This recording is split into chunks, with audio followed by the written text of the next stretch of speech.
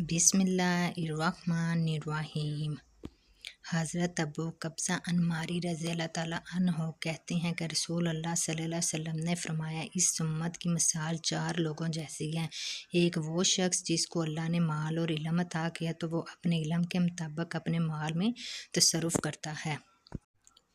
और इसको हक के रास्ते में खर्च करता है। एक वो शख्स जिसको अल्लाह ताला ने इल्म दिया और माल ना दिया तो वो कहता है कि अगर मेरे पास इस शख्स की तरह माल होता तो मैं भी ऐसे ही करता जैसे ये करता है। रसूल अल्लाह सल्लल्लाहु अलैहि वसल्लम ने फरमाया, तो ये दोनों अजर में बराबर हैं। और एक शख्स ऐसा है जिसको अल्लाह ताला ने माल दिया लेकिन इल्म नहीं दिया और वह अपने माल में गलत रविश इख्तियार करता है, नाहक खर्च करता है। और एक शख्स ऐसा है जिसको अल्लाह ने ना इल्म दिया और ना माल तो वह कहते काश मेरे पास इस आदमी के जैसे माल होता तो मैं इस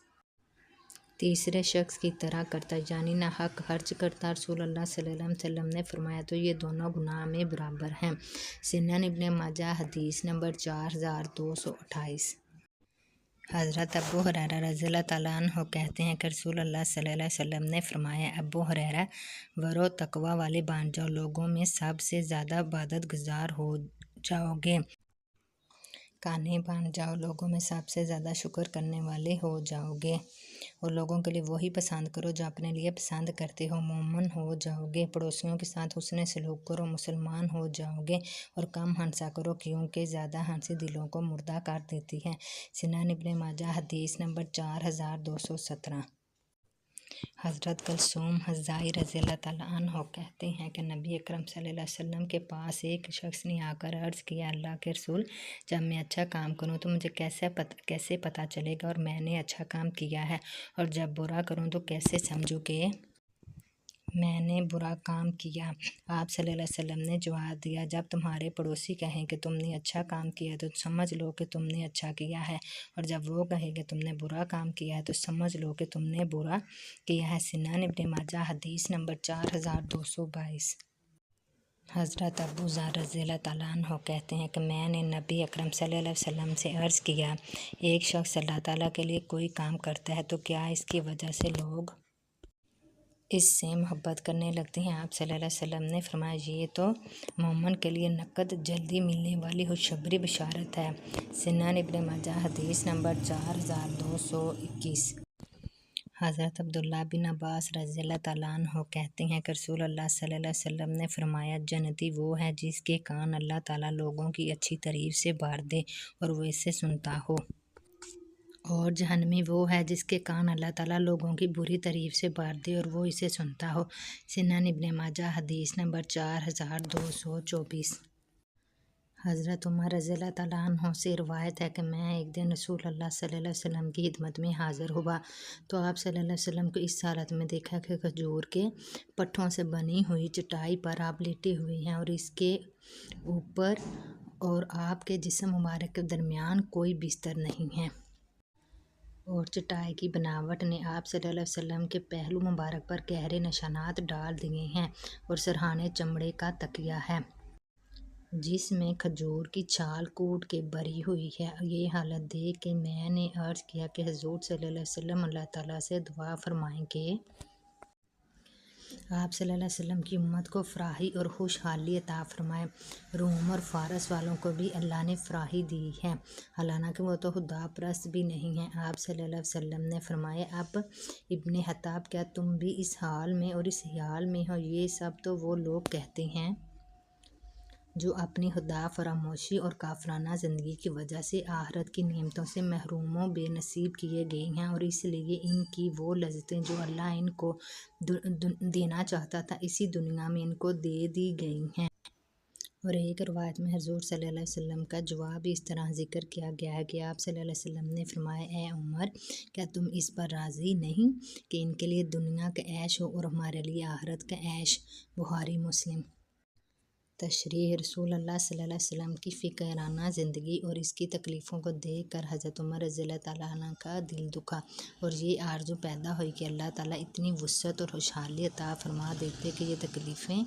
ना देखी जाती اور چونکہ حضور صلی اللہ علیہ وسلم کے متعلق جانتے تھے کہ آپ صلی اللہ علیہ وسلم اپنے لیے دنیا کی وسعت اور دولت مندی کی دعا اللہ تعالیٰ سے نہیں کریں گے، اس لیے عرض یہ کیا کہ حضور صلی اللہ علیہ وسلم اپنی امت کے لیے وسعت اور فراخی کی دعا فرمائیں۔ اسی کے ساتھ اپنا یہ خیال بھی ظاہر کر دیا کہ دنیا کی وسعت اور دولت جب ایسی معمولی چیز ہیں کہ اللہ نے روم و فارس جیسی کافر قوموں کو بھی دے رکھی ہیں، تو آپ صلی اللہ علیہ وسلم کی دعا سے آپ صلی اللہ علیہ وسلم کی امت کو کیوں نہ عطا فرمائی جائیں گی۔ رسول اللہ صلی اللہ علیہ وسلم نے ان کی اس گزارش پر بطور تنبیہ کی حیرت و استعجاب کے ساتھ فرمایا کہ اے فرزند خطاب، کیا تم بھی ابھی حقیقت ناشناسائی کے اس مقام پر ہو کہ ایسی بات کرتے ہو؟ روم و فارس وغیرہ کی قومیں جو ایمان اور خدا پرستی سے محروم ہیں، ان کا معاملہ تو یہ ہے کہ آخرت کی اس زندگی میں جو اصل اور حقیقی زندگی ہے، ان بے چاروں کو کچھ نہیں ملنا ہے، اس لیے اللہ تعالیٰ جو عیش و راحت ان کو دینا چاہتا تھا وہ اسی دنیا میں دے دیا گیا ہے۔ تو قیامت کے دن وہ اللہ تعالیٰ کے حضور اس حال میں حاضر ہوگا کہ اللہ تعالیٰ اس پر سخت غضبناک ہوگا۔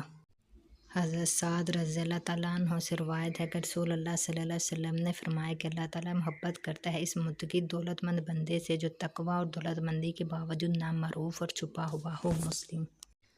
تشریح: چھپا ہوا ہونے کا مطلب بظاہر یہی ہے کہ لوگ اس کی اس خاص حالت کو عام طور سے جانتے بھی نہ ہوں کہ دولت مند اور صاحب ثروت ہونے کے ساتھ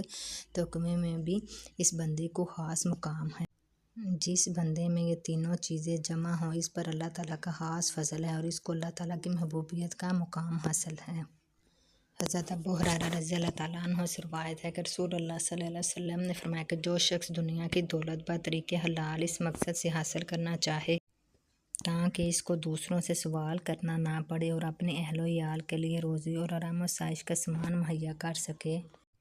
اور اپنے پڑوسیوں کے ساتھ بھی وہ احسان اور سلوک کر سکے، تو قیامت کے دن وہ اللہ کے حضور میں اس شان کے ساتھ حاضر ہوگا کہ اس کا چہرہ 14ویں رات کے چاند کی طرح روشن اور چمکتا ہوا ہوگا۔ اور جو شخص دنیا کی دولت حلال ہی ذریعے سے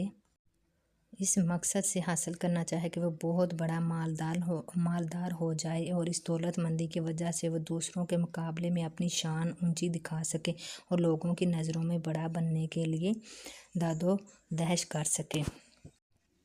تو قیامت کے دن وہ اللہ تعالیٰ کے حضور اس حال میں حاضر ہوگا کہ اللہ تعالیٰ اس پر سخت غضبناک ہوگا۔ تشریح: معلوم ہوا کہ اچھی نیت سے اور نیک مقصد کے لیے دنیا کی دولت حلال ذریعے سے حاصل کرنے کی کوشش کرنا نہ صرف جائز اور مباح ہے بلکہ وہ اتنی بڑی نیکی ہے کہ قیامت کے دن ایسا شخص جب اللہ تعالیٰ کے حضور میں حاضر ہوگا تو اس پر اللہ تعالیٰ کا خاص فضل و کرم ہوگا، جس کے نتیجے میں اس کا چہرہ 14ویں رات کے چاند کی طرح روشن اور منور ہوگا۔ لیکن اگر دولت کمانے سے غرض صرف بڑا دولت مند بننا ہے